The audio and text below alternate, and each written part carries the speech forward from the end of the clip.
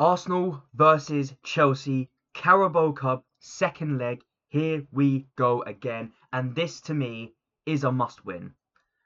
I've seen a few people say, well, not many people, but very few people, saying that the Carabao Cup isn't all that important. And that if they had to choose, obviously, they choose to bottle the Carabao Cup and win everything else.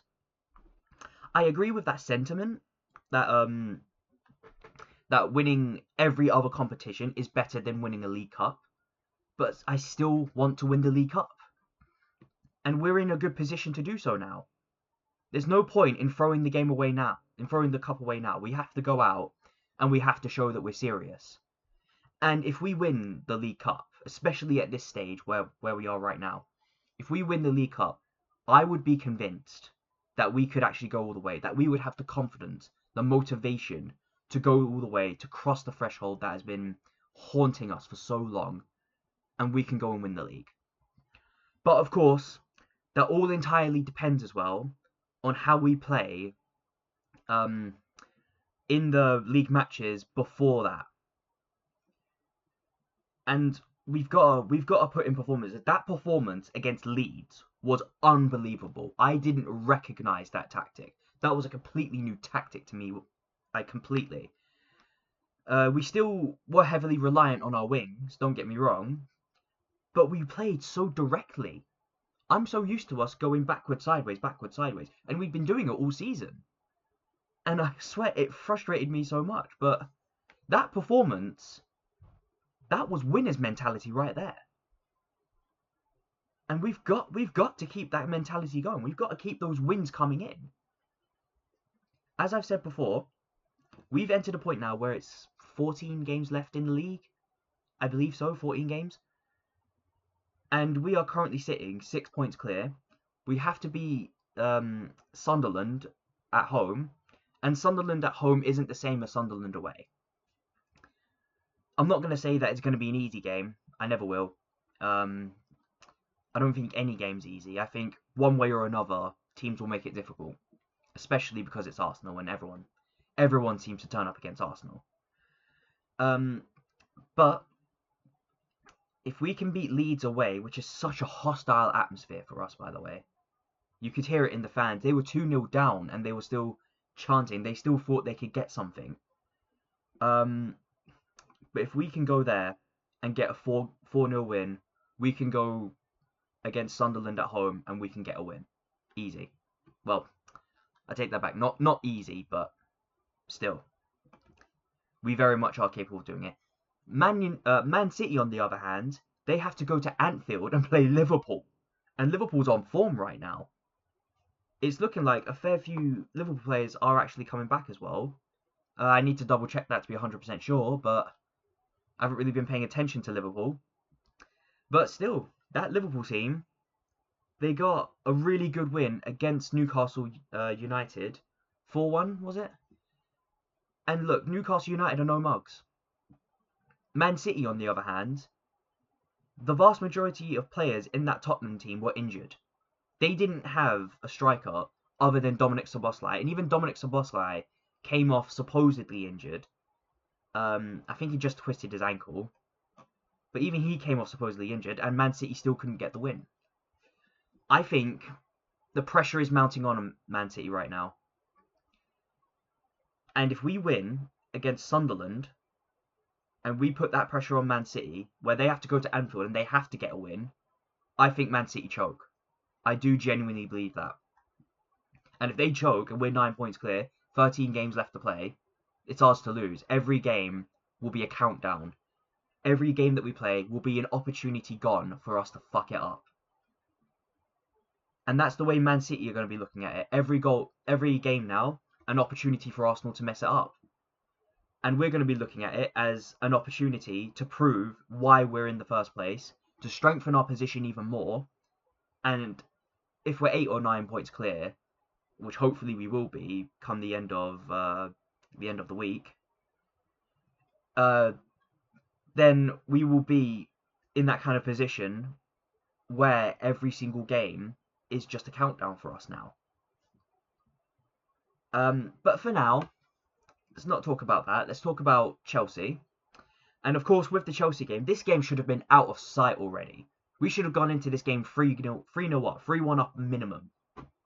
We played brilliantly in the first leg, but we let two very sloppy goals in. Two goals from Garnacho, who was just in the right place at the right time on both occasions. And look, that's what makes me think that this first leg was a bit of a wasted opportunity. Great that we're going into this game with an advantage, don't get me wrong. But it was also a wasted opportunity to go into this game with such an advantage that even Chelsea would look at it and say, we're not getting anything out of this. But as it stands, we've still got a job to do. It's only half time right now. And we have got to get this over the line, get into the final, and hopefully just get the job done. But let's focus on getting to the final first. Also, in other news as well, with the transfer business, as far as I'm aware, Arsenal have not done any transfer business whatsoever. The deadline's over the line now. I haven't seen Arsenal sign anyone. And of course, with the Mikel Mourinho injury, a few people will be a bit upset about that. A lot of people will sit down and think that we should have gone in for someone, at least on a loan. Or maybe we should have recalled Ethan Nwaneri. I don't know if Ethan Nwaneri's clause has a thing. My hair is annoying me, sorry. I don't know if he had, on his contract, he has a callback on it. Maybe, maybe not. It would have been smart if we did and we called him back, but I'll say this much. As things stand, there are two outstanding injuries at Arsenal right now, and that's Bukayo Saka and Mikel Mourinho. Mikel Mourinho sounds quite bad. It sounds like it's going to be maybe the end of the season for him. It might even be the end of the season for him. I understand he has to have a surgery, and he's going to be out for a long time. Arsenal are hopeful that we could get him back at the end of the season. But I don't think we really needed to sign anyone, at least not immediately anyways. I'm quite comfortable as things stand to wait for the summer to start splashing out the cash. And if we start getting players now on loans, I'm worried about team cohesion mostly, because a lot of these players now are absolutely telepathic with each other. But I also think that with the situation right now, with both Calafiori and Piero Hincapié back, I think this is a great opportunity to possibly see Miles Lewis-Skelly move into that midfield area. And again, that is his area. It's prime opportunity for him to do it, and I think that is what we should do. It's what we will do. But with the Chelsea game itself, getting into the player starting lineup now, and in goal, I'm going to say David Raya. I hope that we play David Raya. I don't think we can fuck about with this anymore. We've come too far now to fuck it all up. And I think David Raya, even though Kepa is our cup goalkeeper, as I say, it's still too far. Centre-back pairing, William Saliba and Gabriel Magalhaes. It's our centre-back pairing that was always going to start in every single Premier League competition, barring injury. And I think that kind of centre-back pairing is something we're going to need right now, even in this game. And I think defensively, we need to be solid. We've come into the game with the advantage. Let's not throw it away. In the right back, I'm going to go with Ben White. And I think this is a good opportunity for Ben White to get in, get some minutes. And it doesn't feel like too much of a loss benching Timber for Ben White. Ben White is very much just as capable as Timber, especially going forward, I find.